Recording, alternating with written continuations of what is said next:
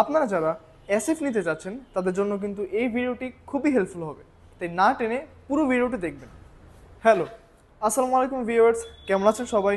আশা করছি সবাই ভালো আছেন। আপনি যদি জাপানিজ ব্র্যান্ডের মধ্যে ফুল ফেয়ারিং কিটেড স্পোর্টস বাইক নিতে চান তাহলে কিন্তু জিক্সার এসএফ এফআইবিএস হতে পারে আপনার জন্য one of the top choice.